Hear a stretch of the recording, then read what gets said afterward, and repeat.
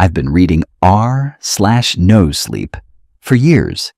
Here are the best of the best, according to me. The artist? There's this painting my wife loves called Death and Life by Klimt. I don't know what she finds so fascinating about it.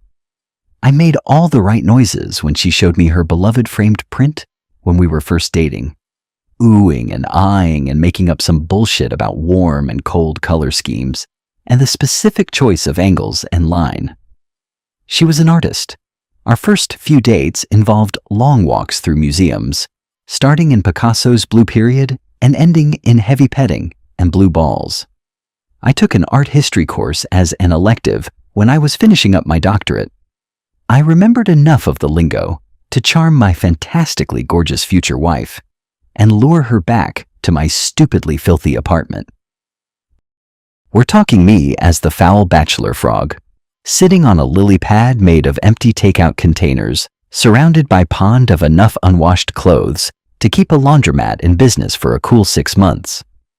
I remember scrambling to find 2 of any sort of cup-like container for the bottle of wine we had brought back while she was in the bathroom. I rinsed out a couple of coffee mugs and ran into the bedroom to try to clean up the condom wrappers that had been sitting on my bedside table since 2003. On the bed, neatly laid out against the rest of the chaos, were my wife's dress, bra, and panties. She came out of the bathroom completely nude aside from a pair of high heels, took the wine from me, and took a swig straight from the bottle. I fell totally, completely, and irrevocably in love. I have no head for artistic things. I work in finance. I get creative with numbers, not paint. But I fucking love her stuff. She's made a name for herself over the past few years. Critics call her the American Damien Hirst. One of her first exhibits was composed of a dozen oil paintings of rotting pastries surrounding an actual cake, filled with thousands of dead ladybugs being fed to a mummified tarantula dressed up as Little Miss Muffet. I have no idea what it meant, but it was sick, successful, and catered by Balthazar, so I ate about 20 croissants. They did not have bugs in them. I checked. She was amazing. She had the body of a Laker girl and the face of a Modigliani model, and still does. She's charming, charismatic, deep, the kind of person people flock to, want to be around constantly. She fucked like she had something to prove. She had a twisted sense of humor. As soon as I hooked a job with enough figures to keep a girl like her satisfied the way she should be, I proposed, bought her a historical brownstone in the city with a garden full of roses and hardwood mahogany floors. And for the first few years, she seemed happy. We were the kind of couple you see in New York Magazine and scoff at because they're just too damned lucky. But we had a rough spot, like all married couples do. She was still superficially the same woman I fell in love with. Looked amazing. People always asked me when she was going to host the next dinner party. She still had an amazing eye for art. I knew, though. I knew she was miserable. I could see it, the misery in the corners of her eyes and the curve of her mouth. It happened gradually. First, it was the shower curtain. She bought 3 or 4 from a small boutique downtown, brought them home so we could choose one out together.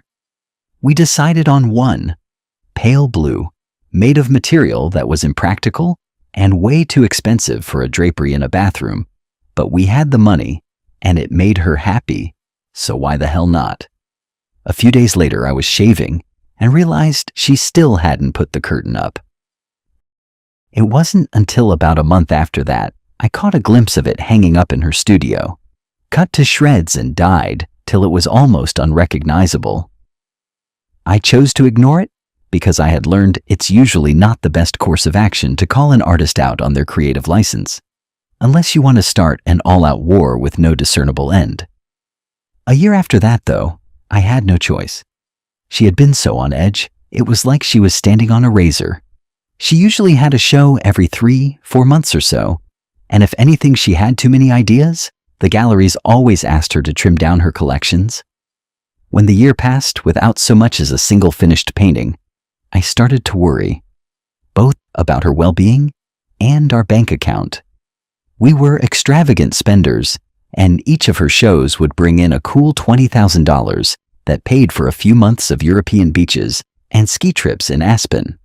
The final straw, though, is when she burned down the roses. It turned out she had finished dozens of projects over the year. She had hated all of it and had either destroyed or painted over everything. While I was at the office, she flew off the handle, doused about 16 canvases in lighter fluid, and set the yard on fire. When I got the call from the fire department, I rushed home to find her sitting in the back of the ambulance, covered in ashes, blonde hair singed at the ends. She was smoking a cigarette. I looked over the burnt flowers, the skeletons of her paintings, the ruined limbs of broken sculptures, and asked her what happened and why. She took a drag of the cigarette and said, "It was mine to burn." She took big, fancy pictures of the inferno. A family of bunnies suffocated in the smoke. She had them stuffed and mounted in size order on a baking soda volcano, like the kind you see in middle school science fairs. She gathered up a few of the charred bits and pieces, wired it together, and made some warped, pained-looking kind of phoenix thing, weighing in at 400 pounds and easily over 8 feet high. She called the whole thing From the Ashes, and the reviews in the Times called it incendiary, her first foray into becoming a true artist. Someone bought the phoenix. I pity the person who wakes up every day and looks at that strange thing, suspended in constant agony. We were both drunk at a random, expensive, vaguely Dante's Inferno-themed bar in San Francisco when I finally got a chance to ask her what was bothering her. We had been making dark jokes all night about the beautiful irony of her show and our current locale. At first, she vehemently denied anything was wrong, angrily pointing out that we had made 4 times as much off of her last show as anything before it, that it had more than covered the damages, that it had paid for the vacation we were on. I stayed silent. She tossed her newly cropped hair and looked like she was going to open up for a second. I saw her soft blue eyes fill with tears. Then she took a shot of whiskey from a glass that had a bull's head and smirked. "Well, for starters," she slurred, nonchalantly dangling the glass from the bull's nose ring, "I'm fairly certain I'm pregnant." She let the glass drop from her finger, and it shattered on the floor as she slid out of her seat and stumbled to the exit. I sat there for a while and drank more, feeling furious, confused, and miserable. I remembered her face when she showed me that Klimt painting. I remembered how she wore glasses back then, and how she pushed them up the bridge of her nose when she smiled as I talked about the fucking warm, and the fucking cold colors and the fucking angles and lines. We converted her studio into a nursery. Rather, I did, while she stayed in San Francisco and did God knows what with her artist friends. I had a landscaper come in and replant the roses. I worked a lot of overtime, drank myself to sleep while I skimmed through parenting books. She came back when she was almost full term. I came home from work one night to find sonogram pictures posted all over the fridge of 2 healthy-looking twins, big baby girls. I walked into our bedroom and saw her dead asleep on top of the covers, belly swollen, smelling faintly like pot and paint thinner. She had a rainbow of dried paint on her fingertips. I loosened my tie and walked to the nursery. She had been busy. The canary yellow I had chosen was covered in a layer of translucent blue, and she had covered one wall in Klimt-esque patterns and curlicues. The creamy plush carpet was covered in paint splatters. She had worked furiously to finish. She had cut a swathe from one of the new rose bushes and made a giant bouquet, shoving them so tightly in the vase that some had escaped and made their way from their perch on the changing table to the floor. She had scattered them in the bassinet on the windowsill. It was chaotic and beautiful. The next few years were peaceful for the most part. We bonded over raising the girls. Despite my wife's less than careful prenatal preparation, they were wickedly smart and beautiful. They both looked like her, with long curly blonde ringlets and blue eyes. Sometimes when I put them to bed, I wondered if any of my DNA was in them at all. They were like miniature versions of her. My wife agreed to see a psychiatrist for a little bit. She took some medication for a while, Xanax, some mood stabilizers. Eventually, she and her doctor decided her crisis had been hormonal and temporary. We started having dinner parties again, soothed the gossip that had infected our social circles. She stopped painting and took up teaching at a university. She seemed content again, even happier than she was before. Every once in a while, I would catch a look in her eyes like repressed artillery fire, like she was ready to explode at any second. But it never lasted for longer than a few seconds before they went back to the soft cornflower blue I knew so well.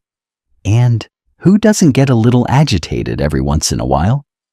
I rose through the ranks at work. I loved the feeling of power that came with promotions. I loved my girls.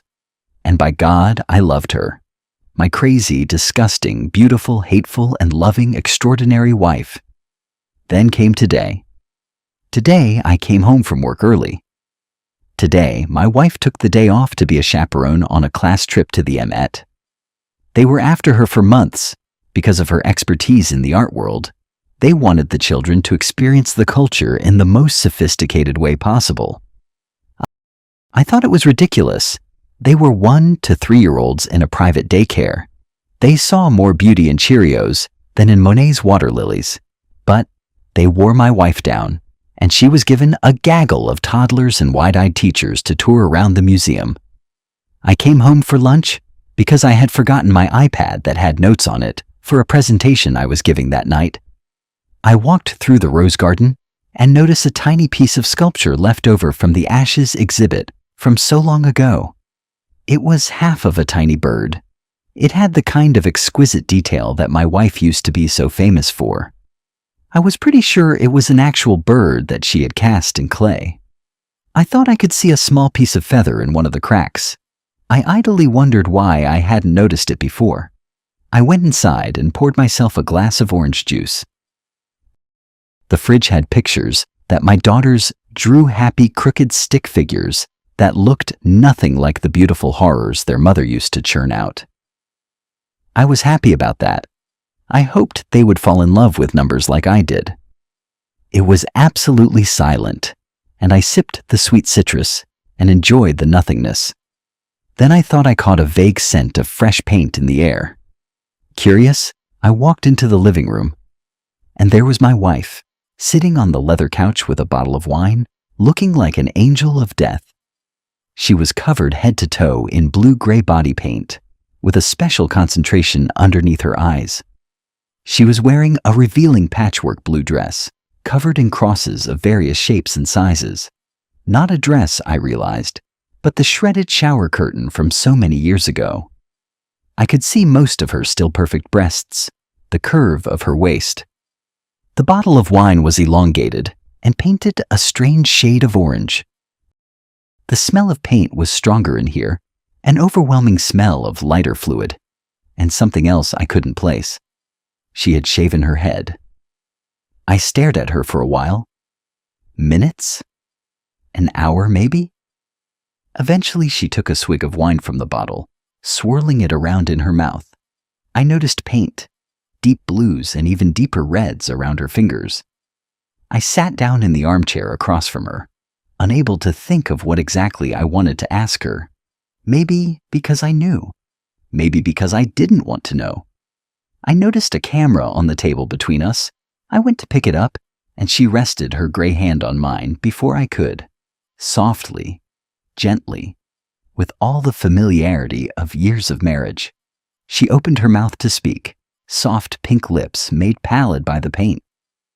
They were mine.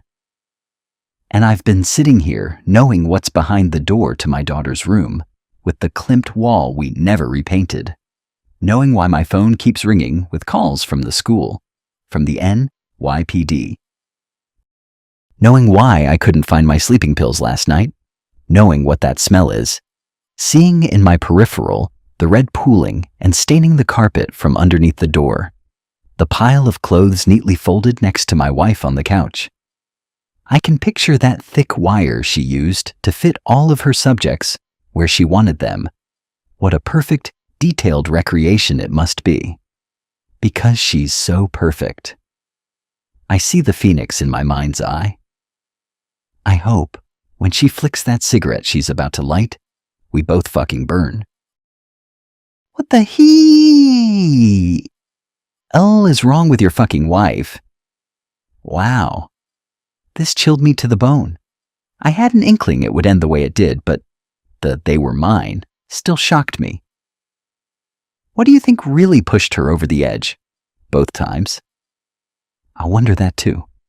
Maybe she kept having an artistic block and needed something big to bring her back. She just took it to the extreme. To me, that is also how it read. She had artistic block which was cured by destruction and pushing boundaries. She needed to go bigger and crazier and more destructive to feel like she was making anything worthwhile. I read her as an absolutely deplorable human being.